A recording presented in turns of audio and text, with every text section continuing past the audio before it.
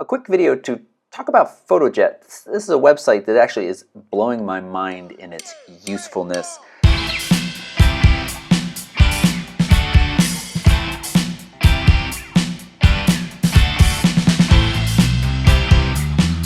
a website that allows you to make collages, posters, social media graphics, and more. Let's take a quick look at some of the samples that they provide of what they can do for you.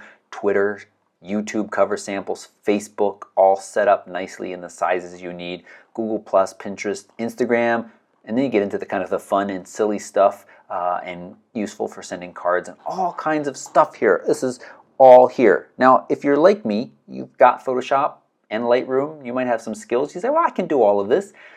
It's true, but some of us don't have that, and even for me, making a collage in Lightroom is a pain, and I don't find it very intuitive. Whereas here within PhotoJet, it's incredibly easy. It also is actually kind of fun, and this is all completely free. Now, what's the catch, you might say? Well, I wondered too if there was any catches, so I went and scanned the privacy policy. No catches in the privacy policy. The copyright of the images remain yours even after you use PhotoJet. We will never use your images without any direct consent from you. We're not going to share your email address. All looks safe there. I've got no worries. So let's look at some of the stuff we can actually do. We looked at those samples, but let's go in and, well, make a collage. So as I said, there's the collages, there's the social media, the Facebook covers, and the fun stuff. Let's start with just kind of a classic collage though. Again, I often like to take several images and lay them out into one design. We've got all of these ones right here that you can start with, drag and drop an image and stuff, but I want to do something even simpler, so I've switched over to classic. We have the layouts arranged by the number of images you're going to bring in, so I think I have 4 images, so let's just start with this one right here. And now, these are not my images, these are just some sample images that they provide, but I'm going to go to my computer and I have a couple of images that I want to bring in and import into this site. So here they are. It does that amazingly fast. I imagine it must load the previews and then in the background loads the fuller resolution. And so then let's say get the pictures over here. I got an autofill button. I'm going to hit that and there we go. And now I realize, wait a sec, I'm missing a picture. Which picture am I missing? The Arc de Triomphe. So actually I need to switch over to the 5 layout and pick one of these. Maybe this one. That looks good, so now I can bring my Arc de Triomphe in here and drop it in. And then, this is not great. It didn't autofill intelligently. I didn't really expect it to, but I can just drag and drop to switch. Click and hold. That looks a little bit better up there. And maybe I'll get the Arc de Triomphe up there as well, and I can click. And you can make changes to it with these little tools in each of these. You can make your rotations. Let's say I wanted to give Seattle a little bit more room. Well, actually here first, let's change our border width. Very, very easy, straightforward tools. They work well. Let's just drag this one over a little bit, and then we can bring our Acropolis. Poor Acropolis just gets a little something. Let's switch these two. Maybe that's a little better. Okay, that all looks good. I want to add a little bit of text, a little bit of inspirational text for photographers. So I just clicked the text tool, got this text here. I'm going to type, "Don't be afraid of the dark." I think a lot of times photographers are afraid of going out and shooting in low light. Just grab yourself a tripod and get out there. I'm just trying to move this, there we go.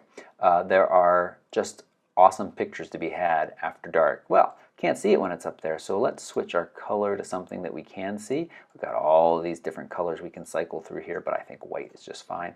I can see what a smaller or bigger text will look like. Got all of these fonts. It can even pull from my own fonts. It looks like it has trouble with a couple of them, but for the most part, they're all here. Let's keep it pretty simple.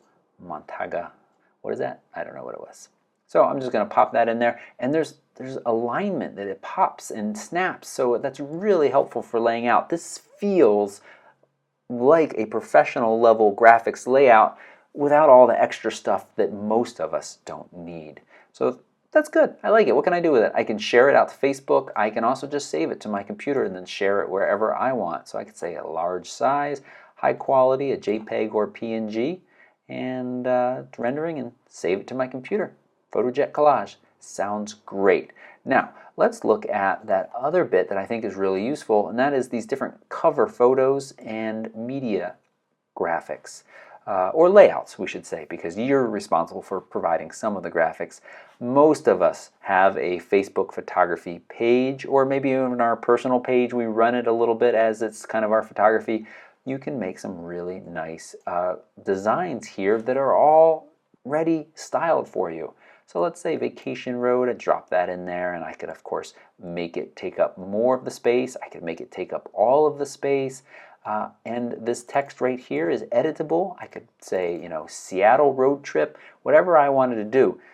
It's got the little profile picture here just so you know when this goes on Facebook, that's how it will look. So you could probably say, well, you know, I don't want my Space Needle to be right behind it. So maybe this picture and the way it's set up right now isn't the best.